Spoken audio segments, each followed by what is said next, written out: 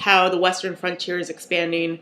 Also, it's going to touch upon a lot of U.S. Native American relations in the mid to late 19th century, which unfortunately is a pretty sad story for Indians, with the exception of Custer's Last Stand. One other thing I wanted to mention is that we are now in period 6, which overlaps slightly with period 5. So this historical period goes from 1865 to 1898. So we're going to look at the populist era, and a lot of economic development after Reconstruction ends in the South. And then period 7 picks up with the progressive movement in World War I. Okay, so let's talk about some of the key questions that we're going to be addressing. You probably already looked at this while I was talking, but we're going to look at the national issues that are emerging as the frontier is gradually closing. So, by the way, when I say the closing of the frontier, ultimately what I mean is white Americans expanding their influence, migrating to the West. Right, so ultimately closing the frontier is a metaphorical process, but still significant to consider. And just to give you a sense of continuity and change for the future, the frontier doesn't actually really close once the U.S. reaches the West Coast.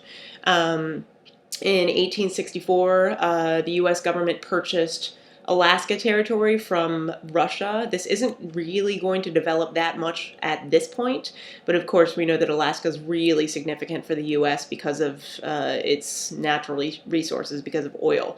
And also the U.S. is going to eventually acquire Puerto Rico, it's going to acquire the Philippines, you get the idea. So the frontier is not really over once we get to California and Oregon and Washington. So in any case, another thing we want to talk about is kind of the myth of the West, right? There's a lot of romanticization of the West in American culture. The idea of cowboys, there's definitely a dichotomy between cowboys and Indians. Indians, traditionally portrayed as sort of wild, bloodthirsty, which we finally are reconsidering. Modern historiography is definitely much more sympathetic towards the Indians. So we'll talk about how that historical look has changed, and that's pretty much it. What we're going to address in this PowerPoint. So we already talked about this in class a little bit. So just really briefly touching upon this, the West is wild in a number of ways. In one way, there's constant tension between significant groups of people that are trying to coexist in the West. So these are pretty obvious, but one of the things, of course, as we expand west, the U.S. is really trying to exert influence over the region really quickly. It wants to be able to have free reign to develop railroads. It also wants to have access to all the gold that has been discovered, and a lot of this lays in Native American territory. So, and then, of course, there's the systematic slaughtering of the buffalo, which is going to very much interrupt the traditional Western Indian way of life, which was a little bit more nomadic and definitely dependent on a very ample buffalo supply. We also are going to have the sort of cattle grazing industry versus sheep herders.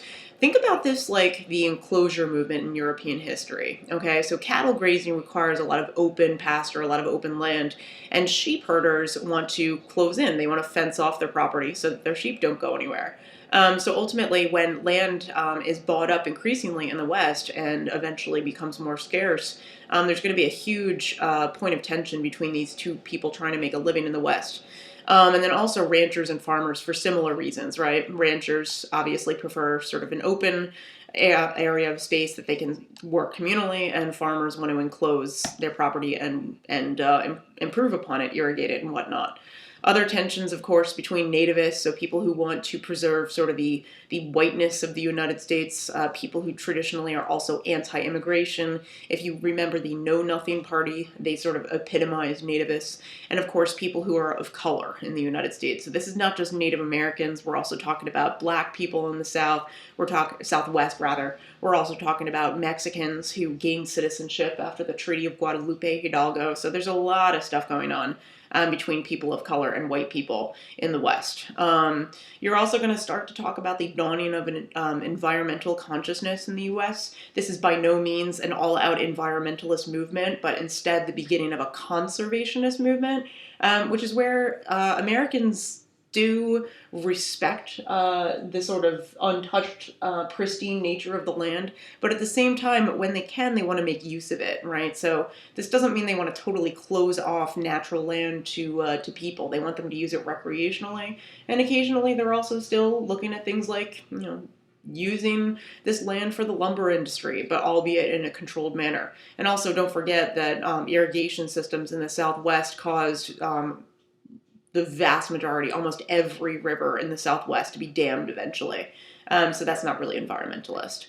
And then also you have the kind of sense of the Wild West, the idea that there are people in the West that really don't want to abide by a more systematic legal code. What's interesting when we talk about the gunslingers of the West versus the law force, a lot of times the two went hand in hand. Like, you would have people who became sheriffs who used to be bandits. So there is this sense of lawlessness that really very much continues in the West.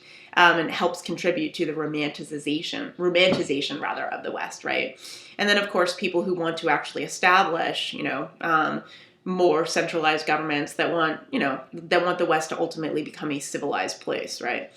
Okay, so let's talk about how the railroad is continuing to develop. Now, remember, since period 6 starts in 1865, we're going back to the Civil War era, but railroads are developing significantly throughout the United States, and actually, after the Civil War ends, they're sort of making up for the void of railroads that existed in the South as well. So if we looked at, and I know we did at the time, maps of railroads before the Civil War, you may have remembered that it was really top-heavy. The vast majority of railroad networks were all in the North. Also remember that for a while there was no standard rail gauge, which meant that a lot of trains that were going from north to south would actually have to stop somewhere and unload and then get on another railroad because the train tracks literally did not match up with one another. So as you can see, as time goes on, there's definitely going to be significant railroad development in the South, but it still is more focused on the North. What really is telling is the Midwest. This is really going to become a new production area. The urban areas in particular, Chicago is going to spring up overnight, almost like an instant city starting in the 1840s and 50s. And by the post-Civil War era, Chicago grows momentously, and it's going to be a significant source of tension once you get into the Progressive era, because working conditions become quite harsh there. And then also, if you notice, states like Iowa and Minnesota, they're very full of railroads. This is also because of the significant agricultural development that takes place. And then, of course, one of the most important railroad lines is the first transatlantic railroad that went, its sort of hub was in Chicago, but of course it connected to the East Coast, and even more importantly, it reached San Francisco, which allowed people to move to the West much more easily. It allowed more access to, of course, the gold that was cropping up all over the Western territories. And also, it proliferated the cattle grazing industry of the Great Plains region. And so that meant that, if you lived really far away, you could still get access to products that were produced here. Also, refrigerated railroad cars are going to make the cattle industry grow very quickly, because now you can transport meat all over the place without it spoiling. Okay, so these are just some sites that have historical significance. Promontory Point in Utah is the site where the Transcontinental Railroad was completed in 1869. So this is just a celebratory photo showing the railroad's completion. The Cowboys. This is where we get into the romanticization of the South, right? When you think about cowboys, of course, you think about this sort of wild mentality, a lot of times single men who almost resemble the initial colonists in Jamestown, right? Not much to lose. Maybe people who didn't have that many potential opportunities wherever they grew up. So they pick up everything and move to the West, right? That's what we think about. So it also sort of epitomizes a mentality called rugged individualism, right? The idea that you can exist on your own, that you don't need, an overreaching government to police you. There is a sense of lawlessness among the cowboys. And this is something that is very much hyped up with culture, with film, with literature, and art, of course. The other thing I thought, just for an AP Euro parallel, I wish I had an image of it. I could probably pull it up quickly. It makes me think about the Napoleon crossing the Alps painting, you'll totally know what I'm talking about the moment you see it, because it's almost like this unnatural relationship between man and animal. So let's get that up here. Okay, you can already see it there on the right, but let's zoom in and look at it just really quickly. So I don't know much about equestrianism, but apparently it's very hard. Oops, I didn't mean to download that. We can see it just fine. This is sort of an unnatural pose for someone like Napoleon. He doesn't really have control over his horse. The horse is reared up on its hind legs. The idea is Napoleon is definitely trying to make himself seem even more masculine.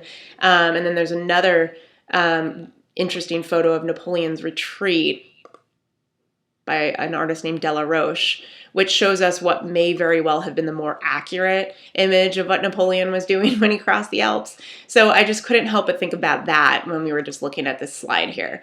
So the idea is, art culture is very much hyping up the idea of the cowboy, and they really weren't that, unhumanly strong, right? Another thing that we really ignore with the cowboy culture is that there were many cowboys of color, right? A lot of them sought up new opportunities in the West. This image obviously shows black cowboys, many of them former slaves, some of whom actually still maintain skills from cattle grazing that were left over from their African roots. You also have many Mexican cowboys as well who were very familiar with cattle grazing. So actually, just for some statistics, 1 in 4 cowboys were black after the Civil War. So it really is a substantial portion of the population. But one of the problems was that many black cowboys had tougher jobs than their white counterparts. A lot of times their pay was much less. They also sometimes had to deal with more treacherous cattle grazing routes. A lot of times they would have to herd them across rivers, which could involve many casualties. A lot of times they just had dangerous cattle drives. And the industry still wasn't as forgiving to black cowboys, so occasionally they would not garner the same prices that a white cowboy would. If you're interested, there's a book called Forgotten Cowboys, that delves into cowboys of color in much more detail. All right, so gunslingers. Okay, so essentially when we think of gunslingers, think about someone who's quick on the draw, right? Think about that good old-fashioned Western duel, right? A gunslinger is someone who is very skilled with using a gun, right? The idea of ruthlessness and lawlessness, gunslingers very much summarize what it's like in the West, right? So there was this saying in general about what a gunslinger is. God did not make men equal. Colonel Colt did, right? Named after the Colt 45 rifle. The idea was that with the increasing gun culture in the West, the balance of power shifted to those who held the guns, right? So ultimately, you see that in a lot of instances, bandits sort of ruled the ways of the West, even if they weren't part of law enforcement. And some gunslingers were also contract killers, so almost like mobsters in a way. But then what's problematic is that some gunslingers were also members of law enforcement themselves, right? So you could have someone who was a sheriff as their actual job, but a bandit on the side. Let's talk about some of the most famous gunslingers and train robbers in U.S. history. The man on the left here is Jesse James. He was actually a Confederate guerrilla during the Civil War, so you could imagine that there might be some built-up tension and resentment for Jesse James after what happened with the South in the war. So he ends up making his way west, and he gains a reputation for bank robbing and robbing train cars.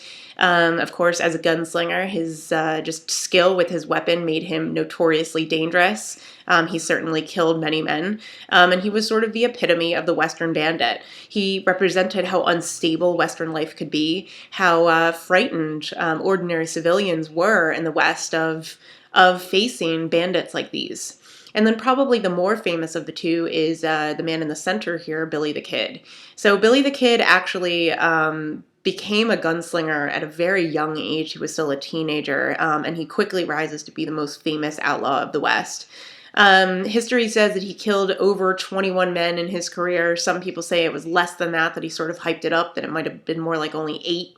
So, he wasn't like as dangerous as we think. Maybe that also plays into the romanticization of the West. Maybe the idea that bandits weren't as tough as they maybe made themselves out to be. He associated himself with a lot of Western gangs, and he was imprisoned and then ended up escaping from jail. And when he escaped, he killed 2 sheriffs in the process. So, you get an idea of how dangerous he was and how little respect he had for the law. So again, he definitely displays the degree of lawlessness in the West.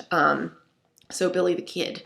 And then previously I mentioned that a lot of times there was no clear divide between bandits and law enforcement. So this is a really famous picture of a group called the Dodge City Peace Commission. And this group, it's actually sort of this is sort of a satirical name because they weren't really members of a peace commission. Wyatt Earp, even though he was a sheriff, was a bandit. He wasn't too far off from someone like Jesse James or Billy the Kid. And a lot of the other men in this image, Luke Short as well, certainly, he did not have a very clean record. So the idea is that even people who got together to say that they were going to establish peace in the West were actually some of the people that were causing the ruckus. Right? It's almost like they created a problem that they ended up trying to solve, creating themselves into heroes. So they sort of took advantage of the sparse population and the weaker influence of government out there. Mining. Mining was one of the most popular job sources in the West at this point. There were fairly ample supplies of gold that were discovered in the West starting in 1849, and so this was definitely one of the more popular occupations for Western migrants. This is just an image that gives you a sense of how people, when they rapidly migrated to the West, did everything that they could to try to learn about the actual gold mining process, sometimes on their own, right? How to pan gold. This is almost like a advertisement for someone who wants to go on it on his own, right? Try to make himself individually rich by sifting through a river. Most of the time it wasn't nearly like that, right? Most of the time in the mining industry, you were working for a larger corporation. You weren't doing it individually. This gives you a sense of where the most popular mines were. Notice that there were some in Appalachia that were already being mined. Some of these still exist. Some of these are really popular sources of coal as well. Then we get up into this region, West Virginia. These are really, really significant because these areas are descending into poverty now because under Obama's administration, we are moving away from coal energy. So just another point to continuity and change, right? These industries change over time and these products are less valuable. Same with silver, by the way. So as you can see here, these were some of the major sources of silver and gold. So these are going to be places where large cities, or not cities per se, but boom towns are going to crop up, right? Huge portions of the population are going to move and get jobs in these mining areas. And then eventually, as time goes on, either the supply runs low, or in the case of silver, the price is going to drop. And a lot of these communities dry up and become ghost towns. So this, is sort of an artificial repopulation of the West in some ways. The biggest copper and silver mining company was a company called the Anaconda Copper Mining Company, and that was actually an example really of a trust or monopoly over the industry. They bought up so many silver and copper mines that their influence actually extended well into South America. They owned mines in Mexico, Chile, for example. What they did was that since they had so much of an influence over the silver and copper industry, they actually could just use their capital to buy up property whenever new precious metals were discovered. So at this point in history, we really don't have any governmental regulations over monopolies. So, this is a significant issue that eventually the progressive era is going to address. I just talked previously about mining and boomtown, so you just get an image of one in California called Calico. Calico, California in the 1880s was the site of a very large mine called the Silver King Mine. It actually, in its day, was California's largest silver producer. But, as we're going to study pretty soon, when we get to the 1890s, silver currency actually becomes devalued. There's going to be a significant push in politics in the 1890s to change the standard currency to gold. And so once that happens, the silver currency is going to decline quickly, and it's no longer going to be sustainable to keep these silver mills in operation. So mines, rather, not mills. And so by the time 1900 rolls around, towns like Calico, California were ghost towns, right? And only recently they're opening back up, and many of them open back up for tourism purposes. So really, the significance of ghost towns is that it shows us the degree of the boom-bust economic cycles that are taking place, and these are going to become all the more apparent once we get into the 20th century and the Great Depression strikes, right? We should have been paying more attention to some of these economic cycles. Okay, talking about cattlemen and sheep herders, really emphasizing cattlemen more. So the cattle industry is going to grow very significantly after the Industrial Revolution and the Mexican-American War. So the Industrial Revolution causes it because, of course, we're going to build railroad networks across the country. Also, we're going to develop refrigerated rail cars, which is going to help us transport food at a much longer distance and prevent it from spoiling. We actually are going to even export cattle products to other countries. So we really are going to become one of the biggest producers of cattle in the entire world. But there are places in South America that rival us, like Argentina, for example. But this shows us cattle trail networks. The purpose of cattle grazing was to literally walk your cattle from the farm, from wherever they were grazing, all the way to a railroad network. And so as you can see, a lot of these trails are actually quite large, and it shows us how treacherous the cowboy cattle grazing industry could be. The trails were up to 1,500 miles in length. So, yeah, their job was just to round up cattle and bring them to shipping locations. Of course, they could lose cattle along the way. They could be subject to robbery. So cowboys, a lot of them had sort of a military past, which would help them defend themselves. A lot of cowboys were Civil War veterans. And, once they no longer had a job in the military, they relocated west to search for more work. And so their military experience kind of made them naturally segue into something like cattle grazing. The problem was that cowboys weren't really paid that well. Their payment actually fluctuated based on the price of beef. And so sometimes when the economy was really bad for them, they would actually steal some of the cattle that they were meant to be grazing, and they would try to sell them on their own. Also, the poor wages led cowboys to increasingly do things like unionize and strike by the late 19th century. So the cowboy industry is one of the elements that's leading into the populist and progressive era. What's also interesting is that that kind of solo man life is going to make it so that the economic prospects for women are more sparse. And actually, one of the most well-paying jobs for women in the 19th century in the West, unfortunately, was prostitution. And so they migrated to places that had significant cowboy populations to find clientele.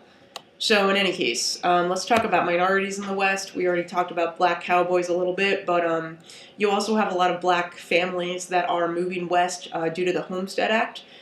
So as you can see, this is actually going to show us the white portion of the population. So as you can see, in the West, there's actually a smaller white population significantly if you compare it to what's happening in the North and the West. So you're going to find that white people are going to have a significant more of a proportion of minorities that they're facing on a day-to-day basis. So it's going to contribute to a lot of racial tension. And then you see the American Indian and Asian populations in these areas, and notice how many of these groups are concentrated in the West. Okay, so as I said before, a lot of black families actually take advantage of the Homestead Act.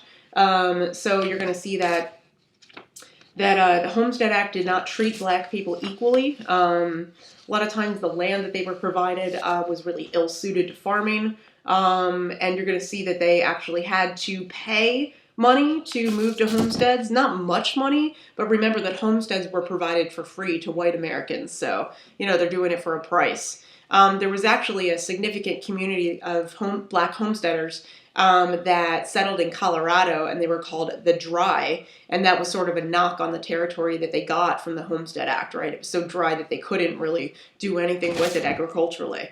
And so because they didn't get the same kinds of homesteads as white people, a lot of black homesteaders ended up moving on after a couple of decades, and many of them settled in more urban areas where there were more jobs available. But as you can see, there really is a significant African-American migration to the West after the Civil War, right? So in the wake of Reconstruction, people who could escape from the sharecropping world flocked pretty significantly to Western areas. And some of the most popular destinations were California, and you're also going to have a really significant black population in Oregon and also Washington State. So a lot of times they would go as far west as they possibly could. Buffalo soldiers. This is a really unique story in history that oftentimes is ignored. So the Buffalo Soldiers were the first black regiment of the U.S. Army that was formed during peacetime. So remember that during the Civil War, the Emancipation Proclamation did recruit black soldiers, but the Buffalo Soldiers actually were recruited after the Civil War was over. So this really shows us that black Americans were committed to the U.S. outside of their own causes, right? Slavery had ended, but still they were enlisting in the Army, right? Buffalo soldiers were responsible for maintaining peace in the West. Oftentimes they also served as park rangers. So, they saw it as a really significant opportunity to establish themselves in more, in sort of more reputable occupations, but at the same time, Buffalo soldiers certainly were subject to systematic racism in the U.S. Army. They weren't paid as well, and they weren't taken as seriously. So, and also, patrolling the West was a difficult job, so you could argue that they sort of pawned that off on the Buffalo Soldiers. But nonetheless, Buffalo Soldiers have also very much been romanticized, and for good reason in a lot of ways, because this was, definitely a move up economically. The fact that they could finally serve in the U.S. military was a huge step forward from the antebellum era. And because they were in the West, at the very least, even though they were subject to racism, maybe it wasn't as overt as it was in the South. But at the same time, it was not an easy life for the Buffalo Soldiers. But it shows us a degree of forward momentum among Black America. As you can see, black soldiers also played a really significant role in Indian wars, right? And so you can see all the lands where black soldiers actually fought and the locations of major battles. So when we talk about Indian policy in the future slides, realize that a lot of the soldiers that are doing this fighting are actually black. Also, another huge minority group in the South is Chinese Americans, right? And a lot of them migrated initially to work on the railroad development after the Transcontinental Railroad is completed. A lot of them try to stay, especially because in the late 19th century and early 20th century in China, things aren't going too well. This is when the Opium Wars are taking place and also the Boxer Rebellion. So a lot of Chinese don't really want to return home. But nonetheless, there is increasing tension between the Chinese population and the white population who's migrating west for jobs. And so increasingly, you're going to have a lot of uprisings among the white community take place against the Chinese. They are arguing against cheap Chinese labor, right? A lot of times Chinese migrants and first generation, second generation Chinese families were willing to work for lower wages. So that caused a lot of resentment among the white population. So in response, in 1882, Congress is going to pass the Chinese Exclusion Act. And what this does is it's made up of two parts, as you can see below. And what it does, first of all, is it makes it basically takes away 14th Amendment rights from Chinese Americans. So this means that even if you were born in the United States, if you were of Chinese heritage, you were not considered a U.S. citizen, and you cannot naturalize. And so, as you know, it wasn't too much earlier that the 14th Amendment was ratified. So it's totally going away for the Chinese, which is very problematic. And it shows you that, Congress is very much willing to pass racist legislation now that most of the radical Republicans in Congress have died off. What else? So the other thing is that the Chinese Exclusion Act suspends Chinese immigration to the U.S. too, to try to control the Chinese population. So very problematic. Other instances of Chinese tension, Chinese problems, realized that it wasn't just the Chinese versus the whites. There were a lot of rival groups of Chinese families that existed in particular in urban areas. So in San Francisco in the 1850s all the way to the 1920s, there were these long-standing rival Chinese groups, and they resulted in a number of conflicts called the Tong Wars. And what these do is it contributes to a lot of anti-Chinese sentiment. It gives white people the excuse to paint Chinese people as, violent, uncivilized. And the Tong Wars, in a lot of ways, allowed Congress to justify passing the Chinese Exclusion Act. As you can see, like I was saying earlier, the black population is going to be really significant in some of the most coastal areas, but also notice there's a huge black population in Texas because of the cowboy industry, right? Whereas the Chinese are much more heavily located right on the coast, particularly in California. But notice the Chinese Exclusion Act is going to almost cut the Chinese population in half. So it really does restrict immigration. So farmers. As you can see, another element of the closing of the frontier is that increasingly you're going to have much more of the American West be settled. And one of the reasons why there's still areas that are unsettled is because these are traditionally desert climates. But with the advent of much more irrigation programs, you're going to see increasingly all these areas are going to be settled. So notice that many of the people that are resettling west are taking advantage of the Homestead Act, and people are using homesteads actually as well into the 20th century, but they're going to drop dramatically when the Great Depression strikes and people are encouraged to no longer farm. So just an advertisement for moving to the Western Territories. Again, think continuity and change. Think how, the same thing was happening during the colonial era, trying to get people to move from Europe to areas in the East Coast of the colonies to produce tobacco. Same kind of stuff. Again, notice how the West is romanticized, right? The idea is that, if you move to this area, you're going to have a vast amount of space, fertile lands, right? Great place to raise your family. But in reality, the conditions of the homesteaders could be quite harsh, right? They weren't always provided with tools, seeds, plows. So what a lot of times they would go into debt trying to buy these supplies, right? And so also the overpopulation of a lot of the farming areas and the overproduction of land is going to result in widespread droughts in the early 20th century. So very problematic. Notice, we talked earlier about Frederick Jackson Turner in class, but let's pay attention to his frontier thesis, because in a lot of ways this summarizes why the West becomes this sort of popular image, this dreamland for Americans. And so his thesis is articulated in his book called The Significance of the Frontier in American Society. And essentially what it is saying is that American democracy is sort of the primary result of moving to the frontier. So in other words, moving to the frontier allows you to be more of an individual, not subject to the man, so to speak. Turner thought that a lot of people that lived in the East were still subject to a more European mindset, and so he thought that the only way to truly develop an American unique identity was to relocate to the West.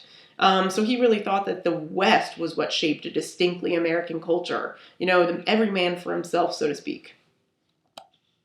So one of the other reasons why the West was increasingly populated is because it's going to be easier to farm there. And the government very much is taking place in these programs.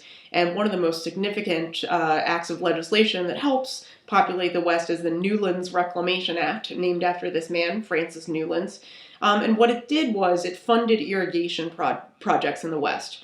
So eventually, this government funding that's provided by the Newlands Reclamation Act is going to lead to the damming of nearly every western river in the U.S. So eventually, it's going to contribute to some serious environmental consequences, like the Dust Bowl in the 1930s. So what it's going to do is it's going to allow the settlement of land that was previously uninhabitable. When Lewis and Clark set foot on the desert, they literally said, no man will ever live here. But nonetheless, the Newlands Reclamation Act is allowing that to happen. One of the upsides, though, of the Newlands Reclamation Act is that these dams actually provided a lot of hydroelectric power, so they could, have better electricity. Okay, let's talk about Indian policy. And I want to finish this video all in one go, so, pause if this is too long for you. As we said in class, the story of American and Indian relations in the 19th century is a very tragic one. And so we're going to see that there's going to be very much American political support of the destruction of the Indians in order to fully settle the West and also to take advantage of gold there.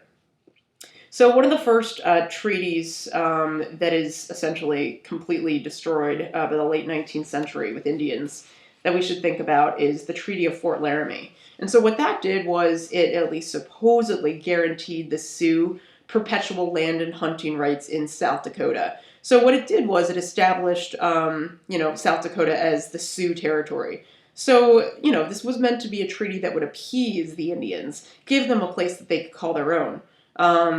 So what ends up happening is that after the Treaty of Fort Laramie, there's going to be a huge discovery of gold in this area, right? And so that results in the Colorado gold rush. And after the gold is discovered, the U.S. doesn't want to uphold the Treaty of Fort Laramie anymore. And so what's going to happen is you're going to have some frequent skirmishes between the U.S. Army and Indian warriors, basically to try to, push into Indian territory and gain the gold. And so what we see is, with regard to treaty making, the U.S. really doesn't have much respect at all for the treaties that it holds with American Indians. And if you thought about what would happen if the U.S. broke treaties with European nations, it probably would be much more devastating. So that's something to consider. That's a huge, significant comparison. All right, we got this. We can finish this. Okay, so in any case, Custer's last stand is a really important anomaly in history because this is one of the only instances where the Native Americans achieve a significant victory. And so what happens with Custer's last stand is that the Sioux and the Cheyenne Indians at this point are very much threatened by the U.S. reneging on a lot of its treaties. And so they're going to band together in Montana and they're going to amass a really significant contingent of Indian warriors to try to defend themselves against the U.S. Army. And so in 1876, General Custer and a series of U.S. soldiers are going to try to attack the Sioux and the Cheyenne in the Battle of Little Bighorn. But what's going to happen, actually, is that the Sioux and Cheyenne were very well prepared for this attack. So the estimates of the size of the contingent was between 2,000 and 4,000 Cheyenne and Sioux Indians. And so Custer and his entire regiment are going to be defeated. Custer is killed in this battle, and it's a really significant victory for the Sioux and the Cheyenne, but unfortunately the after effect is more telling. So even though the U.S. loses the Battle of Little Bighorn, what it's going to do is it's going to create a lot of white resentment. It's going to sort of reinforce the white idea that Indians are, bloodthirsty, that they're wild, and so it's going to sort of justify them for moving in on their land and effectively killing them. Right, so this is really problematic, and this is going to lead to some other really major acts of violence among the Indians. And many of them had already been happening, by the way. So what's going to happen is, even though Little Bighorn is a success for the Indians, fairly shortly after, the U.S. Army is going to continue to attempt to attempt to weaken Indian forces, and gradually they're going to disband Indian contingents and they're going to force them to relocate to reservations. So the long-term consequence of this is not significant. So let's get through just... Actually, you know what? 7% battery is going to whittle down pretty quickly, so I'm going to stop here. This is a pretty long one, I think, so sorry. But we're going to get through the last couple of slides here pretty fast, and so one more video and we'll be at it. Hope you're enjoying your time in the snow, and I'll see you in a few.